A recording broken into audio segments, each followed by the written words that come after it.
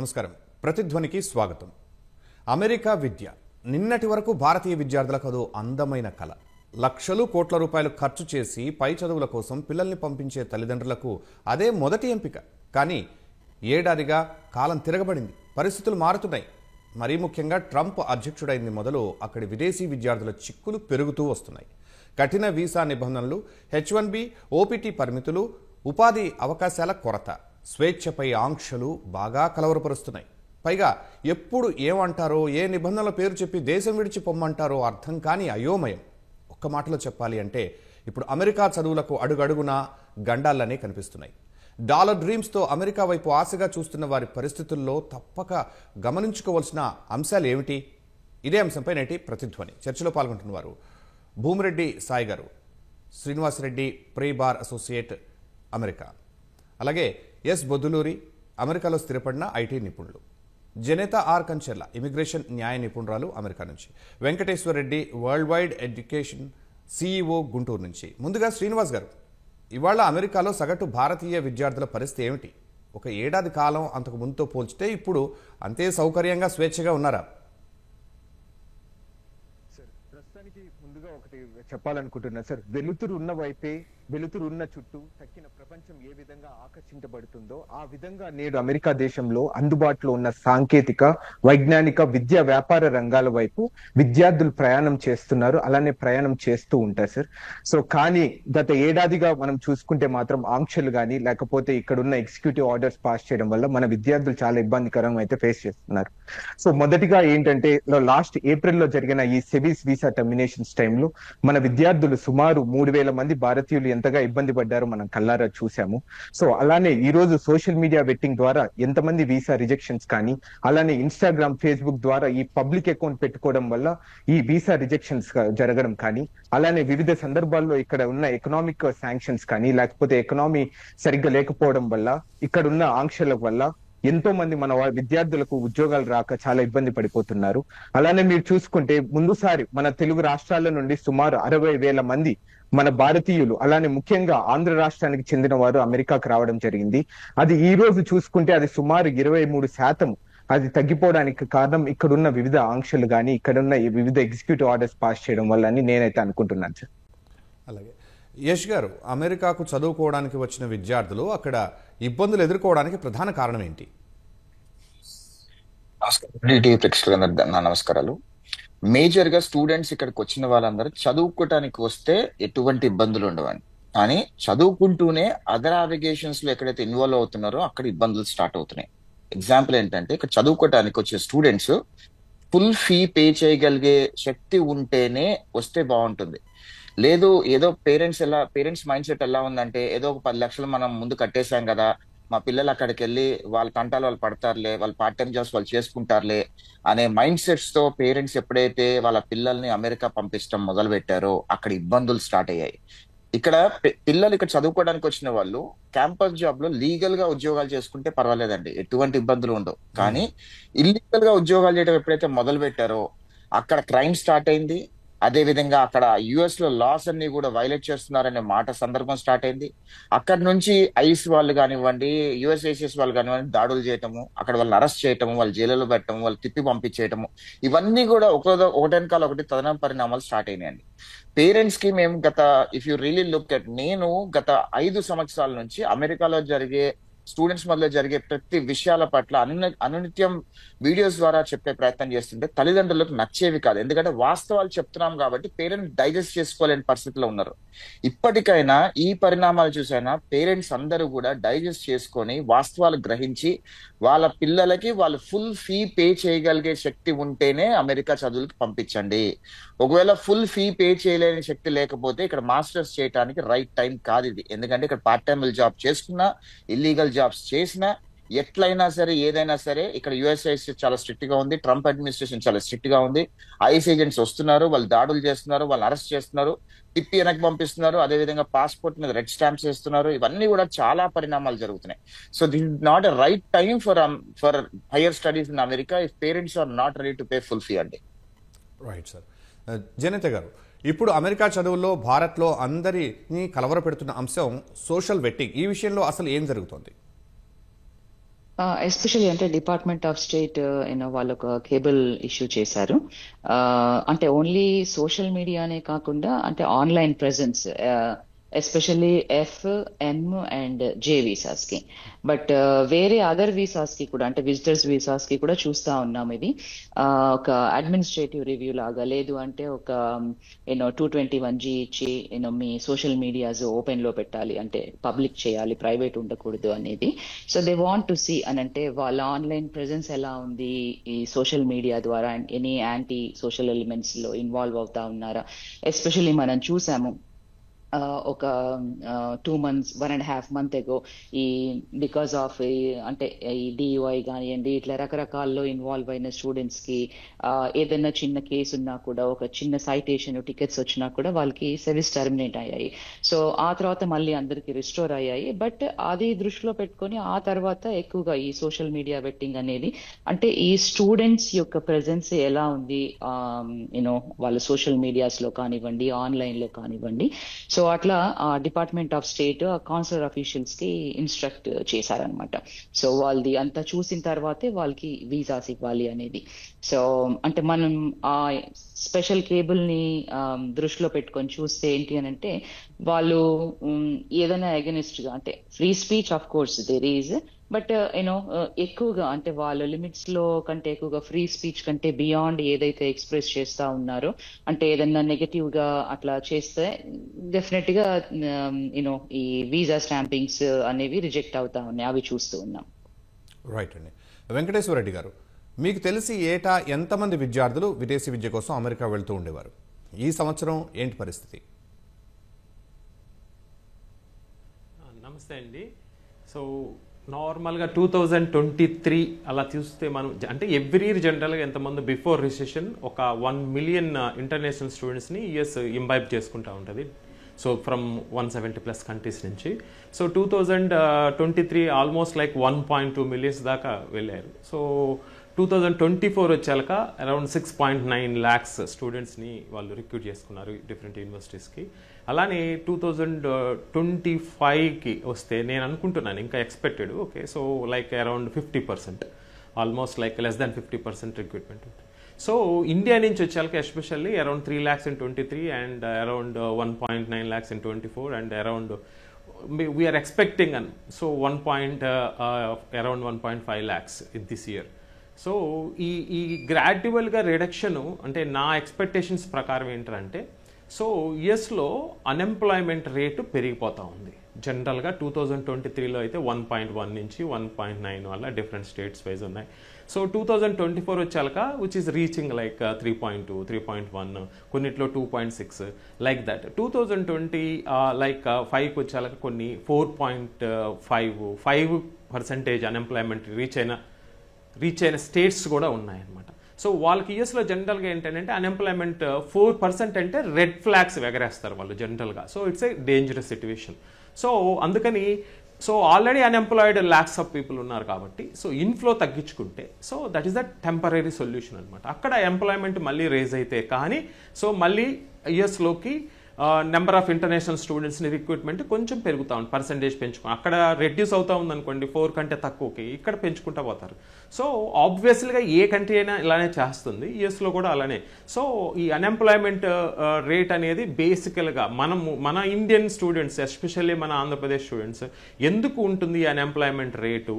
So అసలుకి ఈ universities నుంచి బయటకు వచ్చేటప్పటికి అసలుకి కంపెనీస్ ఏంటి, మనం చేస్తున్న కోర్స్ ఏంటి, దానికి relevant top 100 companies in US ఏంటి, వాటిలో ఏమేమి ప్రాజెక్ట్స్ ఉన్నాయి, ఆ ప్రాజెక్ట్ ఎగ్జిక్యూషన్ చేయడానికి సో ఏమేమి స్కిల్ సెట్స్ కావాలి, ఆ స్కిల్ సెట్స్ మాస్టర్స్లో కవర్ అయిందా లేదా, కవర్ కాకపోతే మనం ఎలా నేర్చుకోవాలి అడిషనల్గా. సో ప్రతి ఒక్క కంపెనీ తీసుకున్నామంటే డిఫరెంట్ ప్రాజెక్ట్, ఇంకొక కంపెనీలో డిఫరెంట్ ప్రాజెక్ట్స్, వీటికి స్కిల్ సెట్స్ని ఇంక్లూడ్ చేస్తూ రెజ్యూమ్ తయారు చేసుకోవటం, ఒక 6 months బిఫోర్ మనకు అప్లోడ్ చేసుకోవటం. సో ఈ అన్ఎంప్లాయ్మెంట్కి బేసికల్గా సొల్యూషను మన స్టూడెంట్స్ ఇలా వర్క్ చేయకపోతే బయటికి వచ్చిన తర్వాత మాస్టర్స్ అయిపోయిన తర్వాత చూద్దాంలే అనుకుంటే కనుక సో మెజారిటీ ఆఫ్ స్టూడెంట్స్ అన్ఎంప్లాయిడ్గా మిగిలిపోవటమే ప్రస్తుతానికి, ఎందుకంటే రిసెషన్ ఎక్కువగా ఉంది. సో ఇలా కాకుండా మనకి యూనివర్సిటీస్లో ఉన్న రీసోర్సెస్ లైక్ కెరియర్ సెల్స్ కానీ అలానే మనం కూడా ఓన్గా రీసెర్చ్ చేసుకోవటం, ఎక్సెల్ షీట్స్ చేసుకోవటం, స్కిల్ సెట్స్ ఐడెంటిఫై చేసుకోవటం, ఇంప్రూవ్ చేసుకోవటం, అలానే సో బిఫోర్ 6 months అప్లై చేయటం. సో పాసిబిలిటీ ఉంటే ఇంటర్న్షిప్ కూడా చేయటం during the summer breaks, May to August, లేకపోతే సెమిస్టర్ బ్రేక్ తీసుకొని. సో అది కూడా ఇవన్నీ కూడా ఇంప్లిమెంట్ చేసుకుంటే ఎంప్లాయ్మెంట్ రేట్ పెరిగితే మనకి స్లోగా మళ్ళీ స్టూడెంట్ రిక్రూట్మెంట్ బాక్కి వస్తుంది అని అనుకుంటున్నాను నేను. శ్రీనివాస్ గారు, పార్ట్ టైం జాబ్లో చేయటానికి వీల్లేదని ఇప్పటికే వింటున్నమాట. దాంతోపాటు అమెరికాలోని విదేశీ విద్యార్థులు ఇంకా ఏ అంశాల్లో ఆంక్షలు ఎదుర్కొంటున్నారు? సో ముందుగా ఒకటి మన తెలుగు విద్యార్థులకు కానీ తెలుగు తల్లిదండ్రులకు కానీ ఒక క్లారిటీ ఇవ్వాలనుకుంటున్నాను సార్. ఇక్కడ అమెరికాలో ఇల్లీగల్ గా కానీ of the campus part time చేయడానికి కానీ ఎక్కడే కానీ మనకు పర్మిషన్ లేదు అనేది చాలా క్లియర్ గా మనం తెలుసుకోవాల్సిందేది ఉంటుంది. సో మన విద్యార్థులు మామూలుగా ఇక్కడికి వచ్చి మనం ఇక్కడ పార్ట్ టైం చేసుకొని ఇక్కడ డబ్బులు సంపాదించుకొని ఇక్కడ ఫీజులు కట్టుకోవచ్చు, అలానే ఇక్కడ ఉండడానికి మనము ఖర్చులకంత డబ్బులు సంపాదించుకోవచ్చు అనే ఒక అపోహతో అమెరికాకు రావడం జరుగుతుంది. అలాంటి వాళ్ళందరికీ ఈ మధ్య తగిన ట్రంప్ గవర్నమెంట్ వచ్చిన తర్వాత ఎక్కువ ఆంక్షలు విధించడం జరుగుతుంది. అది చాలా కేర్ఫుల్ గా ఉండాలని నేను అయితే కోరుకుంటున్నాను సార్. అట్లనే వివిధ సందర్భాల్లో మన విద్యార్థులు కానీ లేకపోతే మన తల్లిదండ్రులు కానీ అమెరికాకు వచ్చిన తర్వాత ఇక్కడ కొన్ని ఇల్లీగల్ పార్ట్ టైమ్స్ చేయడం వల్ల ఇలాంటి ఏదైనా సందర్భాలలో మాత్రం వాళ్ళకి సివీస్ కానీ వీసా కానీ రివోక్ అయ్యే పరిస్థితి కూడా ఉంటది. అలానే ఈ సోషల్ మీడియా వెట్టింగ్ ద్వారా మనమందరం చూసుకుంటాం, ఇదంతా వాక్ స్వేచ్ఛకి హరించేటట్టుగా ఉంది సార్. ఇక్కడ ఎందుకంటే ఎంతో మంది విద్యార్థులు అమెరికాకు రావడానికి మొదటైన కారణం ఇక్కడ ఫ్రీడమ్ ఆఫ్ స్పీచ్ అనేది. ఇక్కడ దీని ద్వారా సోషల్ మీడియా వెట్టింగ్ ద్వారా ఏమైతుంటదంటే మనం చిన్న పోస్ట్ కి లైక్ చేసినా కానీ లేకపోతే కామెంట్ చేసినా కానీ ఏదన్నా వివిధ సందర్భాల్లో మనం ఆ పోస్ట్ ని సేవ్ చేసుకొని ఫోన్ లో పెట్టుకున్నా కానీ మన వీసా రివోక్ అయ్యే పరిస్థితి అయితే ఉంటది. అలానే వివిధ ఆంక్షల్లోకి వస్తే మీరందరూ మనం చూసుకుంటాం, ఇక్కడ అమెరికాలో 30 కన్నా అంటే స్పీడ్ లిమిట్ కన్నా ఒక 30 ఎక్కువ దాటిపోయినా కానీ వాళ్ళని డిపోర్ట్ చేసే పరిస్థితి ఈ రోజు వివిధ స్టేట్స్ రూల్స్ తీసుకొని రావడం జరుగుతుంది. అట్లనే DUI లో కానీ లేకపోతే చిన్న చిన్న మీరు తెలిసి చేసిన దొంగతనాలు కానీ లేకపోతే తెలిసిన కొన్ని సందర్భాల్లో మీ అందరికీ వీసా సివీస్ రివోక్ అయ్యే పరిస్థితి కూడా ఉంటది. అలానే 2020లో ట్రంప్ ఒక చిన్న తన అధికారంతో ఒక చిన్న రూల్ తీసుకొని రావడం జరిగింది. దాన్ని DS రూల్ అంటారు. అంటే ఒక విద్యార్థి తన చదువుకున్నంత కాలము తన ఇన్ఫినిట్ టైంలో తన అమెరికాలో ఉండేదానికి ఒక పర్మిషన్ లాంటిది. కానీ ఇప్పుడు ట్రంప్ మళ్ళీ దాన్ని రిమూవ్ చేయడానికి ట్రై చేస్తున్నారు. దాని ద్వారా ఏమైతుందంటే వీసా అనేది విద్యార్థులకు లిమిటెడ్ టైంకే ఇస్తారు. అంటే ఫర్ ఎగ్జాంపుల్ మీకు I-20లో చదువుకున్న సమయం వరకే మీకు వీసా ఉంటది. దాని తర్వాత మీరు పని చేయాలన్నా లేకపోతే మీకు ఏదైనా పర్మిషన్స్ కావాలన్నా కానీ మళ్ళీ మీరు ఎక్స్టెన్షన్ ఆఫ్ స్టేకి తీసుకొని రావడం జరుగుతుంది. దీని ద్వారా ఏమైపోతుంది అంటే మీరు ఆల్రెడీ మనం చూసుకుంటాం OPTకి అప్లై చేసినా కానీ STEM OPTకి అప్లై చేసినా కానీ కొన్ని నెలల సమయం పడుతుంది దాని అప్రూవల్ కోసం. సో దీని ద్వారా కూడా మళ్ళీ మనం ఎక్స్టెన్షన్ స్టేకి తీసుకొని రావడం కల్లా ఇలాంటి బ్యాక్లాగ్స్ కానీ లేకపోతే ఇక్కడ ఉన్న బ్యూరోక్రసీకి ఇబ్బంది పడడం కానీ ఇలాంటి చిన్న చిన్న బ్యూరోక్రాట్స్ చేస్తున్న చిన్న చిన్న తప్పుదానికి చాలా ఇబ్బందులు పడే అవకాశం ఉంటుంది మన విద్యార్థులు అనేది నేను అనుకుంటున్నాను సార్. అంటే విదేశీ విద్యార్థులు అంటేనే ఇలా స్వేచ్ఛ హరించే విధానం ఉందా, లేకుంటే అక్కడ సిటిజన్స్ కూడా ఇలాంటి పరిస్థితులు ఏమైనా ఉన్నాయా? నాకు తెలిసినంత వరకు మనకే ఎక్కువ ఉంటాయి సార్. అంటే ఎందుకంటే మనం ఏది చిన్న తప్పు చేసినా కానీ మనకు డిపోర్ట్ అయ్యే ఛాన్సెస్ ఉంటాయి, కానీ ఇక్కడ సిటిజన్స్ ని డిపోర్ట్ చేసే అవకాశం అయితే ఉండదు. అట్లనే చిన్న చిన్న తప్పిదాలు అంటే నా ప్రాబ్లం అంతా ఇక్కడ ఎక్కడే కానీ వాళ్ళు క్లియర్ గా డిఫైన్ చేయడం లేదు సార్. అంటే ఫర్ ఎగ్జాంపుల్ మీరు ఇజ్రాయెల్ పాలిస్తాన్ ఇష్యూలో మీరు ఇన్వాల్వ్ అయిపోతే మిమ్మల్ని డిపోర్ట్ చేస్తాము అన్న అనుకోని మన వాళ్ళు ఎక్కడే కానీ దాంట్లో ఎక్కడే కానీ ఇన్వాల్వ్ కాకుండా ఉంటారు. అలానే ఇక్కడ ఏమన్నా ఫర్ ఎగ్జాంపుల్ ఇక్కడ ఉన్న గవర్నమెంట్ కానీ ఇక్కడ ఉన్న అధ్యక్షుని కానీ మనం ఏదన్నా కామెంట్ పెట్టినా మనం ఏదైనా లైక్ చేసినా కానీ దానికి కూడా డిపోర్ట్ చేస్తారు అనుకుంటే మాత్రం అది చాలా భయోందరగా చెందే పరిస్థితి ఉంది సార్. ప్రతిసారి ఒకటే రీజన్ చెప్తున్నారు, ఇక్కడ national security and public health కోసము ఈ రూల్స్ అన్ని తీసుకొని రావడం జరుగుతుంది అంటున్నారు. నేషనల్ సెక్యూరిటీ అనేది ఏ కోర్ట్ అయినా కానీ ఇప్పుడు ఫర్ ఎగ్జాంపుల్ ఈ రోజు కూడా ఒక జడ్జి గారు క్లియర్ గా చెప్పడం జరిగింది సోషల్ మీడియా వెట్టింగ్ గురించి. సోషల్ మీడియా వెట్టింగ్ ద్వారా వీసా అప్లికేషన్స్ కి అని లేకపోతే వీసా ప్రాసెసింగ్ కి ఎక్కువ టైం పడుతుంది, దీనికి ఏదన్నా మనము తగ్గించాలి, దీని ద్వారా స్టూడెంట్స్ అనేది సరిగ్గా రారు అని చెప్పడం జరిగితే కోర్టు ఏమని చెప్తుందంటే క్లియర్ గా చెప్తుంది నేషనల్ సెక్యూరిటీ విషయంలో ఎక్కడే కానీ మనం వైదొలగకూడదు, మనం తగ్గకూడదు, తప్పకుండా నేషనల్ సెక్యూరిటీని కాపాడడానికి మనం ఇవన్నీ తీసుకొని రావాలి రూల్స్ అని చెప్పడం జరుగుతుంది.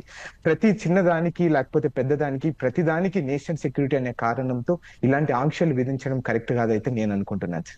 రైట్ అండి.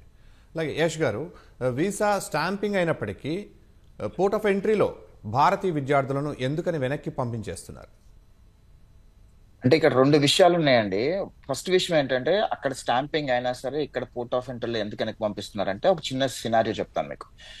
చాలా మంది ఇక్కడ అమెరికాకి వచ్చే స్టూడెంట్స్ అందరూ వాళ్ళు ఏం చేస్తారంటే వీసా డాక్యుమెంటేషన్ పర్పస్ కి అన్ని రకాల డాక్యుమెంటేషన్ చేసుకుంటూనే ఫండ్స్ కూడా సమకూర్చుకుంటూ ఉంటారు. ఈ ఫండ్స్ ఎలా సమకూర్చుకుంటారు అంటే పలానా వాళ్ళ దగ్గర అప్పు తెచ్చుకొని బ్యాంకులో వేసుకోవటము, లేదా కన్సల్టెన్సీస్ వాళ్ళు ఫేక్ ఇన్ఫర్మేషన్ చూపించటము, లేకపోతే ఏదో రకంగా చూసుకొని ఆ వీసా పొందిన తర్వాత ఇక్కడికి వచ్చే సమయంలో ఆ ఫండ్స్ అన్ని విత్డ్రా అయిపోతూ ఉంటాయి అనమాట. అంటే ఎవరెవరైతే ఇచ్చారో వాళ్ళకి తిరిగి వెనక్కి ఇచ్చేయటము, లేదా ఇంకేదో చేస్తూ ఉంటారు. కానీ ఈ రోజు ఉన్న పరిస్థితిలో American port of entry has an access to all your bank accounts which are projected.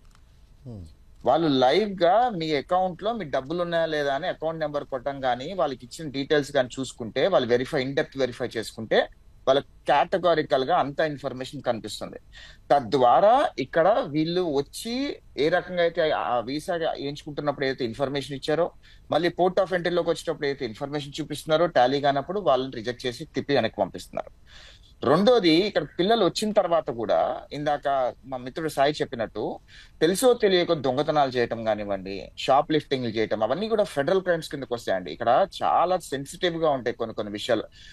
మొన్న ఒక 1 వీక్ బ్యాక్ కొంచెం చూసాం, వాల్మార్ట్ లో 2 ఆడపిల్లలు దొంగతనం చేయటం తెలిసి తెలియక చేస్తూ ఉంటారు. అది ఏం కాదులే అని అనుకుంటారు, కానీ పట్టుకుంటే ఆ $10 దొంగతనం చేయటం వల్ల వాళ్ళ జీవితం మొత్తం నాశనం అయిపోతుంది. అలానే గ్యాస్ స్టేషన్స్ లో కానివ్వండి, ఇతర ఏ ఐటమ్ అయినా, ఏ ఇష్యూ అయినా తీసుకోండి, ఏ ఇష్యూ అయినా ఫెడరల్ లా కిందకు వచ్చి అవన్నీ కూడా చాలా పెద్ద కేసెస్ అయ్యి వాళ్ళని డిపోర్ట్ చేయడం కానివ్వండి, వాళ్ళు జైల్లో పెట్టడం కానివ్వండి, ఇవన్నీ చేస్తున్నారు. సో స్టూడెంట్స్ మనకి ఇక్కడికి వచ్చినప్పుడు అమెరికన్ లాస్ కి అనుకూలంగా, అమెరికన్ రూల్స్ కి అనుకూలంగా మనం ఇక్కడ ఉండి ఇక్కడ చదువుకొని మన ఇక్కడ లా ప్రకారం ఉద్యోగాలు చేసుకుంటే ఎటువంటి ఇబ్బందులు ఉండవు.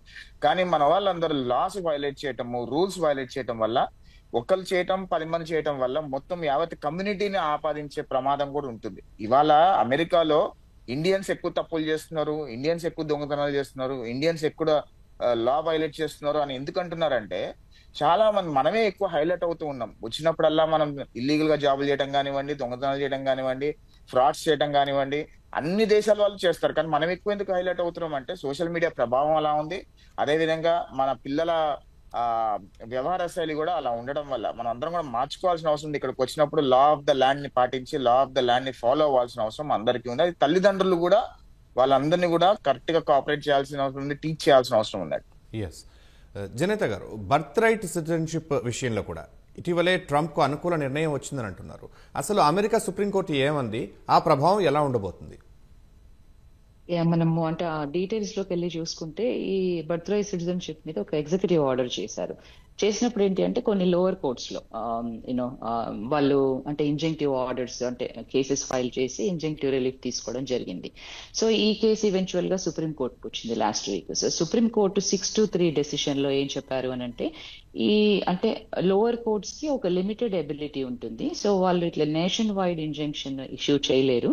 సో ఇప్పుడు ఏంటి అని అంటే, వెదర్ ఆ నేషన్ వైడ్ ఇంజంక్టివ్ రిలీఫ్ చేసే లాసూట్స్ లో జాయిన్ అవ్వడము, లేదు అంటే ఇండివిజువల్ గా రిలీఫ్ కోరుకోవడము ఆ డిస్ట్రిక్ట్ కోర్ట్స్ లో ఫైల్ చేసుకొని. సో ఇది సుప్రీం కోర్ట్ చెప్పిన డెసిషన్. సో దీంతో ఏంటి అని అంటే, అంటే ఇంకా కొద్దిగా little bit Boost for the more executive orders కి ఇట్లా ఉంది. బట్ అట్లా అని they did not end the birth right citizenship, అది ఇంకా ఉంది. సో అంటే లోవర్ కోర్ట్స్ కి లిమిటెడ్ ఎబిలిటీ ఉంటుంది అని మాత్రమే చెప్పారు 6-3 డెసిషన్స్ లో. రైట్ అండి.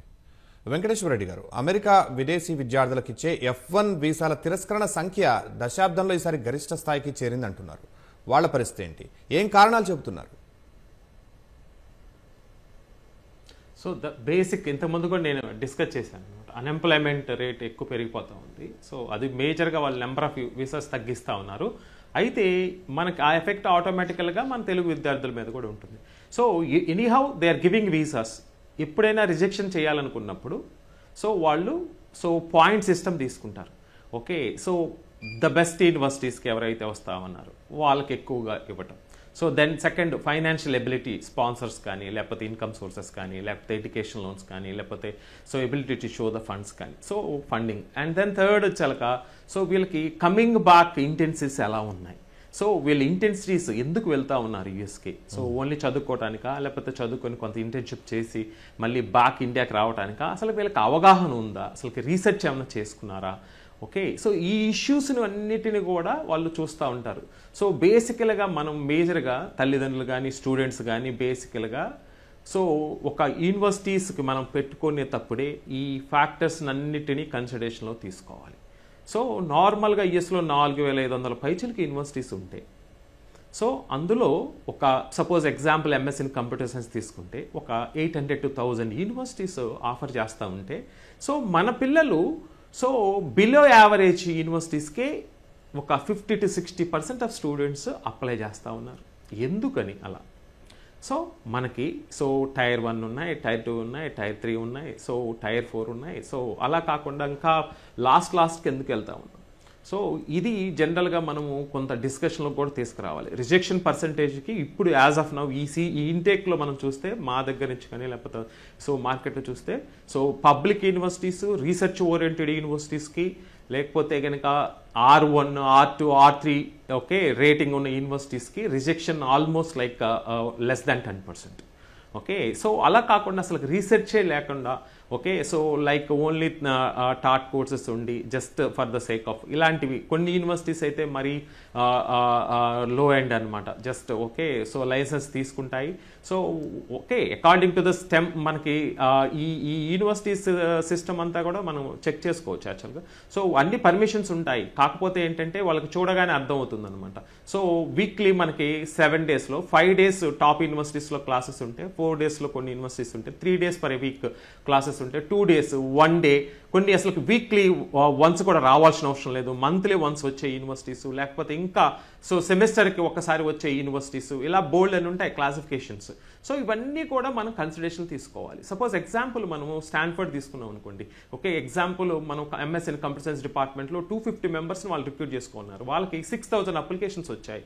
వాళ్ళు 250 మెంబర్స్ ప్లస్ 10% అంటే లైక్ 275 మెంబర్స్కి సో స్క్రూటినైజ్ చేసి ఓకే లైక్ ఫస్ట్ మామూలుగా లైక్ పర్సంటేజ్ మార్క్స్ జీపీఏని అండ్ జిఆర్ఈ అయితే ఇట్లాంటివన్నీ కన్వర్ట్ చేసుకొని స్క్రూటినైజ్ చేసుకొని తర్వాత డిపార్ట్మెంట్ రివ్యూకి పంపించి అక్కడ స్క్రూటినైజ్ చేసుకొని ఒక 10% ఎక్స్ట్రా 275 మెంబర్స్కి ఇస్తే సో వీసా ఆఫీసర్స్ 275 మెంబర్స్కి ఇస్తారు వీసాస్.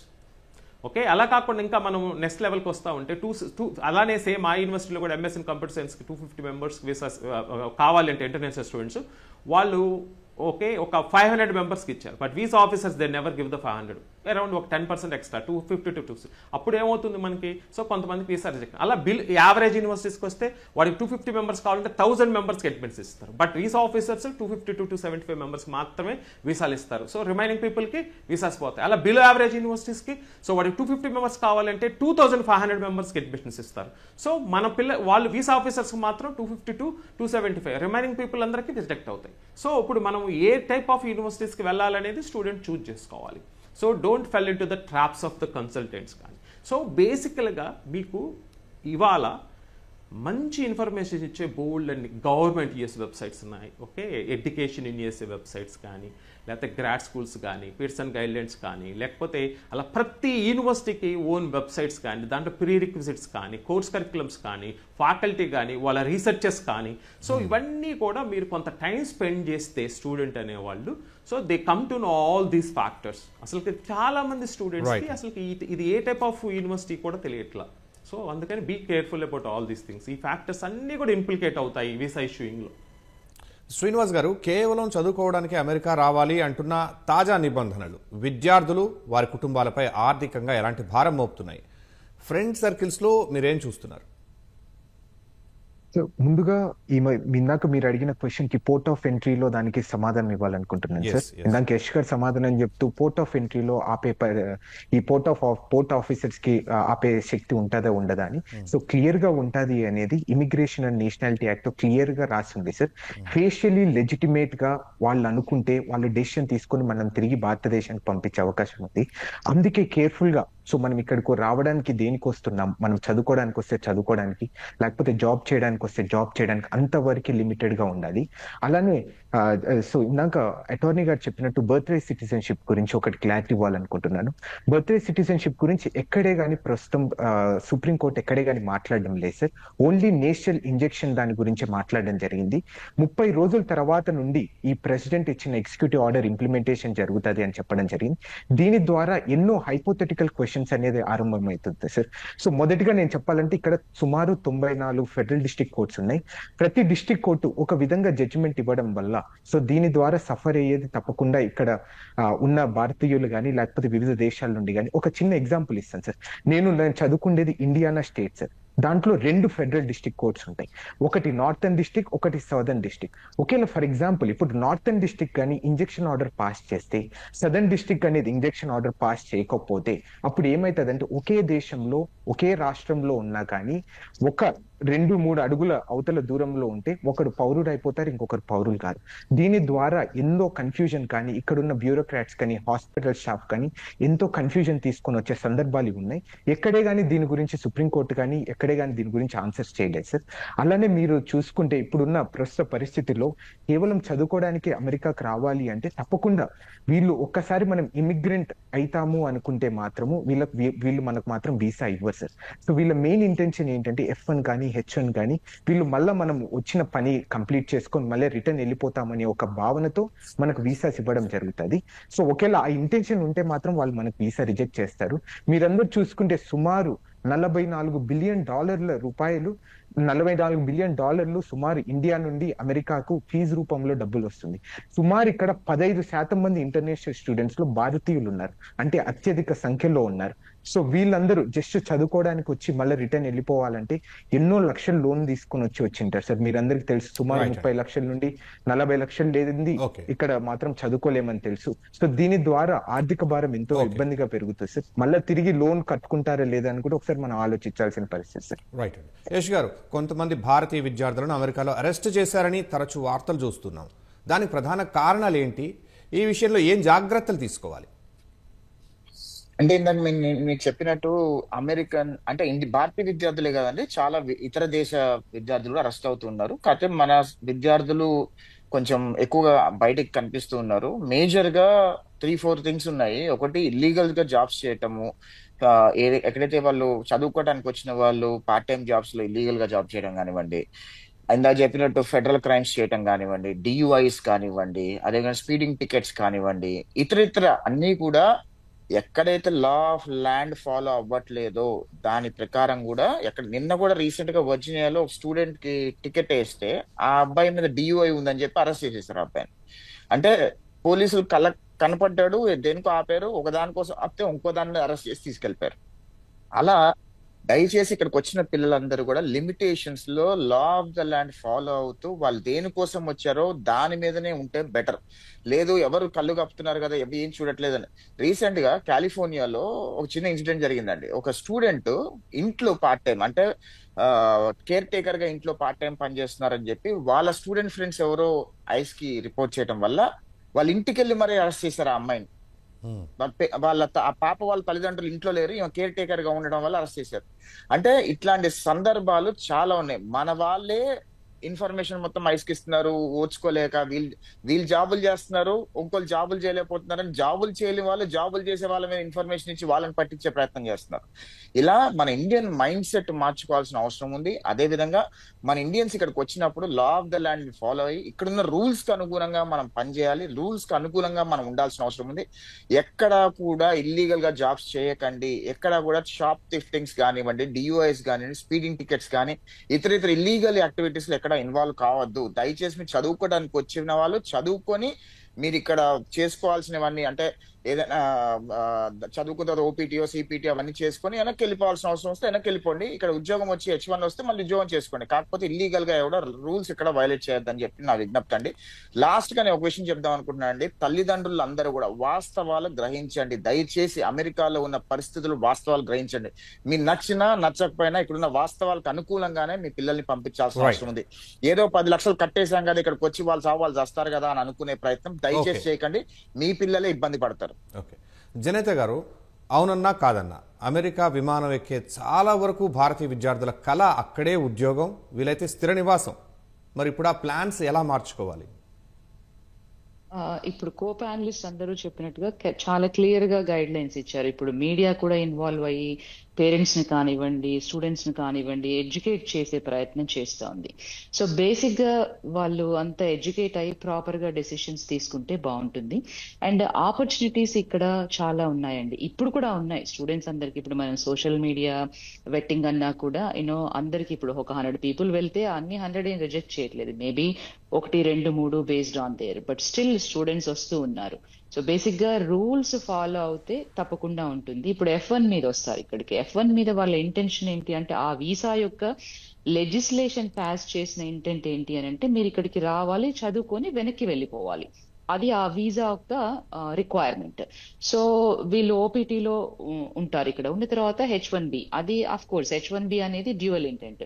H1B వచ్చిన తర్వాత ఆ తర్వాత green card, citizenship.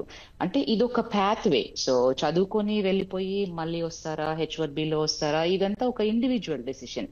But all the time opportunities ఉన్నాయి, రూల్స్ కి అబైడ్ అయి ఉంటాయి. ఇప్పుడు ఎవ్రీబడి అందరూ ఎడ్యుకేట్ చేయడానికి ట్రై చేస్తున్నారు, స్టూడెంట్స్ కానివ్వండి, వాళ్ళ పేరెంట్స్ కానివ్వండి. ఈ ఎడ్యుకేషన్ ని దృష్టిలో పెట్టుకొని డెసిషన్స్ తీసుకుంటే పాత్ వే అనేది స్మూత్ గా జరిగిపోతుంది. రైట్ అండి. వెంకటేశ్వర రెడ్డి గారు, ఇలాంటి క్లిష్ట పరిస్థితుల్లోనూ కొన్ని నకిలీ యూనివర్సిటీలు, విద్యా సంస్థలు విద్యార్థులకు వల వేస్తూనే ఉన్నాయన్న సమాచారం కూడా ఉంది. వాటి నుంచి ఎలా తప్పించుకోవాలి? సో నార్మల్గా ఏంటంటేనండి, యుఎస్లో ఉన్న యూనివర్సిటీస్, ఓకే, సో మనము సెవైప్ అనే ఒక వెబ్సైట్ ఉంటుంది. సో క్లియర్గా సో ఆ వెబ్సైట్లో ఆ యూనివర్సిటీస్ ఏవైతే లిస్టింగ్ ఉన్నాయో అవన్నీ కూడా so rules and regulations follow అయ్యి లైసెన్సింగ్ కానీ లేకపోతే ఇవన్నీ ఉన్న యూనివర్సిటీస్. సో ఫస్ట్ మనము ఇండియా నుంచి అప్లై చేసుకునేటప్పుడే సో స్టూడెంట్స్ అందరికీ అవగాహన ఉండాలి. సెవైప్ అనే వెబ్సైట్కి వెళ్తే okay, so list of universities okay approved by the US governments ఉంటాయి. Okay, first point. సో నార్మల్గా స్టూడెంట్స్ ఏంటంటే ఇక్కడ ఉన్నప్పుడు ఎందుకంటే వీసా రావాలి కాబట్టి జనరల్గా సో అవన్నీ ఆ రూల్స్ ప్రకారమే వెళ్తారు పిల్లలు. సో అక్కడికి వెళ్ళిన తర్వాతే మేజర్గా సో కొంతమంది ఏంటంటే అక్కడ అంటే లైక్ అక్రిడిటేషన్ లేని యూనివర్సిటీస్కి చేంజ్ అవ్వటం, ఈజీగా పాస్ అయ్యే యూనివర్సిటీకి చేంజ్ అవ్వటం, సో లేదు ఫీజులు తక్కువగా ఉండే పాటికి, లేకపోతే యూనివర్సిటీకి వెళ్ళే పని లేకుండా ఆన్లైన్లోనే అసైన్మెంట్ రాసే యూనివర్సిటీస్కి, లేకపోతే ఇలాంటి సో మెనీ. ఓకే, సో వాటికి చేంజ్ అవుతున్నప్పుడు సో బీ కేర్ఫుల్ అంటా నేను. ఓకే, సో మేజర్గా ఏంటంటే కాషియస్గా ఉండాల్సిన టైం. ఏదో మీ సీనియర్స్ వెళ్ళారు, సూపర్ సీనియర్స్ వెళ్ళారు, కంప్లీట్ చేశారు, కన్సల్టెంట్స్ జాబ్లు వచ్చాయి, సో ఇవన్నీ కూడా సో అయిపోయాయి. So we need to educate the students. Okay, ఇప్పుడు వెళ్ళబోయే వాళ్ళకి కానీ అక్కడ ఉన్న వాళ్ళకి కానీ అక్కడ ఉండి ఇప్పుడు వెళ్ళి ట్రాన్స్ఫర్ అవుతా ఉన్న స్టూడెంట్స్కి కానీ so don't do it. Okay, so ప్రాపర్గా ఇప్పుడు మనకి సో సిస్టమ్ ఉంది, ఏ యూనివర్సిటీకి మీకు అక్రిడిటేషన్ ఉంది లేదు అనేది. సో దానికి నీకు వీసా వచ్చింది, నువ్వు అక్కడికి వెళ్ళి సో ఒక అక్రిడిటేషన్ లేని యూనివర్సిటీస్కి వెళ్ళకూడదు. సో అది చెక్ చేసుకోవాలి. సో ఇది పూర్తిగా నాకు తెలిసినంత వరకు స్టూడెంట్స్ ఓకే మేజర్గా చెక్ చేసుకోలేకుండా ఎవరన్నా చెప్పిన ఫాల్స్ ఇన్ఫర్మేషన్ ఫుట్ ఫాల్ అయ్యి ఇట్లాంటి ఏదో కమిషన్ బేస్డ్ మీద వచ్చి ఇలా వాళ్ళు ఏదో మారండి ఈజీగా ఉంటుంది అలాంటి వాళ్ళు చెప్పిన మాటలు వినొద్దు. ఫస్ట్ పాయింట్ అక్కడికి వెళ్ళిన తర్వాత. సో మనం ఎందుకు వచ్చాం, ఒక పబ్లిక్ యూనివర్సిటీకి వచ్చాం. Suppose you gone to the university of Texas at Dallas, is one of the best university. So వాటిలో కోర్స్ కరిక్యులమ్స్ ఏంటి, సో అసైన్మెంట్ సిస్టమ్స్ ఏంటి, సో నీకు డే ప్లానర్ ఏంటి, సో వీక్లీ ఎన్ని క్లాసెస్ ఉన్నాయి, ఆన్ క్యాంపస్ ఏదైనా అవకాశం ఉంటే కనుక అప్లై చేసుకోవటం, లేదు మనం ఎడ్యుకేషన్ లోన్ పెట్టుకొని వెళ్ళాం కాబట్టి ట్యూషన్ ఫీజులు కట్టుకోవటం, లివింగ్ ఎక్స్పెన్స్ పెట్టుకొని కసిగా మనం 4/4 GPA ఎలా తెచ్చుకోవాలి. ఎందుకంటే టాప్ 5 ఆ టాప్ 10 ఇన్ ద క్లాస్లో వాళ్ళకి నెక్స్ట్ సెమిస్టర్ ప్రతి సెమిస్టర్కి స్కాలర్షిప్ రెవెన్యూ మళ్ళీ రీఅలొకేట్ చేస్తూ ఉంటారండి కొంతమంది కొత్త పిల్లలకి. ప్రతి యూనివర్సిటీలో ఈ సిస్టమ్ ఉంటుంది. ఓకే, అసిస్టెంట్షిప్స్ మళ్ళీ రీఅలొకేట్ అవుతాయి.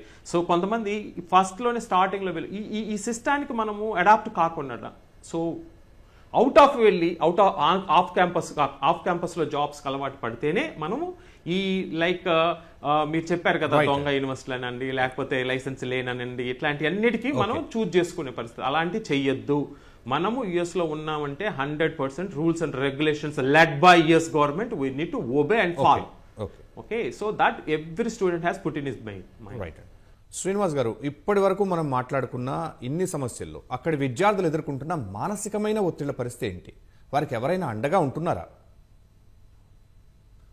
ప్రస్తుతానికైతే ఈ విద్యార్థులు ఎక్కువ మంది రావడం వల్ల సో ప్రతి వాడికి కానీ ఇక్కడ ఉన్న తెలుగు కమ్యూనిటీస్ కానీ లేకపోతే తానా నాట్స్ కానీ సో లేకపోతే ఇక్కడ ఉన్న తెలుగు అటార్నీస్ కానీ ప్రతి వాడికి సమాధానం చెప్పే అవకాశం కానీ లేకపోతే తక్కువ సమయం ఉంటుంది సార్. మీ అందరికి తెలిసిందే 24 గంటల సమయమే. సో దీని ద్వారా సో కొంతమంది స్టూడెంట్స్ మాత్రం మానసికంగా చాలా ఇబ్బంది పడిపోతున్నారు అని అయితే అర్థమవుతుంది. అంటే దినదిన గండంగా రోజు రోజు మారిపోతుంది సార్. అట్లనే మీరు ఇందాక చూశారు వెంకటేశ్వర్ గారు చెప్పినట్టు ఈ అక్రెడిటెడ్ యూనివర్సిటీస్ కే తప్పకుండా వెళ్ళాలని మీ అందరికి ఈ సందర్భంగా ఒకటి విజ్ఞప్తి చేస్తున్నా. 2019లో ఫ్యామింగ్టన్ యూనివర్సిటీ మీద రైట్స్ జరిగిండేది ఒకసారి గుర్తుకు చేసుకోండి. ఆ రోజు మన తెలుగు విద్యార్థుల్ని అంటే ఒక చిన్న యూనివర్సిటీని స్టేట్ గవర్నమెంటే ఫేక్ గా ఎస్టాబ్లిష్ చేసి దాని ద్వారా వచ్చిన స్టూడెంట్స్ అందరిని అరెస్ట్ చేసి జైల్లో పెట్టడం జరిగింది. సుమారు ఆ రోజు 70 నుండి 100 మంది తెలుగు విద్యార్థులు ముఖ్యంగా దాంట్లో అరెస్ట్ కావడం జరిగింది. అలాంటి యూనివర్సిటీస్ లో జాయిన్ కాకూడదు. అలాంటి యూనివర్సిటీస్ లో ఇప్పుడు కూడా ప్రస్తుతానికి చాలా అక్రెడిటెడ్ యూనివర్సిటీస్ లేనిటే చాలా ఉన్నాయి. సో ఆ యూనివర్సిటీలో జాయిన్ అయిన వాళ్ళందరికీ తప్పకుండా ఎప్పుడైనా కానీ ఫ్యూచర్ లో ఇబ్బంది ఉంటుంది. అలానే ఈ మానసికంగా ఒత్తిళ్లు అనేది సో మీరందరూ చూస్తూనే ఉన్నారు. రోజు రోజు ఒక్కొక్క రూల్ తీసుకొని రావడం వల్ల చాలా ఇబ్బంది పడిపోతున్నారు సార్ స్టూడెంట్స్. సో విపరీతంగా ఈ నేషనల్ సెక్యూరిటీ అంటారు, లేకపోతే ఇజ్రాయెల్ పాలిస్తాన్, అసలు మనకు సంబంధం లేని ఇష్యూస్ కూడా మన వాళ్ళు చాలా ఇబ్బంది పడుతున్నారు. అంటే ఒక కారణం ఏంటంటే మన వాళ్ళు ఇల్లీగల్ గా పార్ట్ టైం చేస్తున్నారు అనే ఒక ఇంటెన్షన్ సార్. వీళ్ళందరికీ తెలియడం లేదు ఇల్లీగల్ పార్ట్ టైం చేయడం అనేది కరెక్ట్ కాదు. ఇక్కడ అసలు మనకి F1 కి ఎక్కడే గానీ రూల్స్ రాసి లేదు, మనకు పార్ట్ టైం చేసే హక్కు గానీ రైట్ గానీ ఇవ్వలేదు. సో ఇలాంటివి చేయడం వల్ల ఏమైపోతుంది అంటే ఇవన్నీ ఓకే, మానసికంగా ఒత్తిళ్లకు సంబంధించి కన్సల్టెంట్స్ ఎవరైతే వాళ్ళని అక్కడికి పంపారో లేదు ఫర్దర్గా కన్సల్టెన్సీ మనం ఇంకా దృఢపరచుకోవాలనుకున్న వాళ్ళందరూ కూడా ఏమైనా వాళ్ళకి అండగా ఉంటున్నారా అసలు? సో యూజువల్ గా ఒక కన్సల్టెన్సీ వ్యాపారమే అట్లాంటిది కదా సార్. మామూలుగా అమెరికాకు పంపిన తర్వాత సో వాళ్ళకి స్టూడెంట్ కి ఏం రిలేషన్ అయితే ఉండదు. ఒక్కసారి నీకు అడ్మిషన్ వచ్చి వీసా వచ్చిన తర్వాత కన్సల్టెన్సీకి కానీ లేకపోతే విద్యార్థికి కానీ అక్కడ ఎక్కడే కానీ సంబంధం లేదు, ఎక్కడే కానీ అగ్రిమెంట్ లేదు. సో దీని ద్వారా చాలా మానసిక ఒత్తిళ్ళు అయితే ఫేస్ చేస్తున్నారైతే నేను అనేది అనుకుంటున్నాను. రైట్ అండి. యష్ గారు, వీళ్ళందరికీ ఒక మంచి గైడెన్స్ కావాలంటే ఏం చేయాలి, ఎవరిని సంప్రదించాలి? అందుకున్న జెన్యూన్ సోర్స్ వేదికలు ఏమిటి? సార్ వీళ్ళ గైడెన్స్ కోసం బెస్ట్ బుక్స్ ఏంటంటే యూనివర్సిటీ ఇక్కడ అమెరికాలో ప్రతి యూనివర్సిటీకి వాళ్ళ వెబ్సైట్స్ కి వెళ్తే చాలా కాంక్రీట్ గా వాళ్ళ ఇన్ఫర్మేషన్ మొత్తం ఉంటుంది. యుఎస్ఎస్ఎస్ వెబ్సైట్ కి వెళ్తే రూల్స్ అన్ని చాలా క్లియర్ గా ఫ్రేమ్ చేస్తున్నాయి. ఎక్కడా కూడా మనం ఎవరిని అడుక్కోవాల్సిన అవసరం లేదు.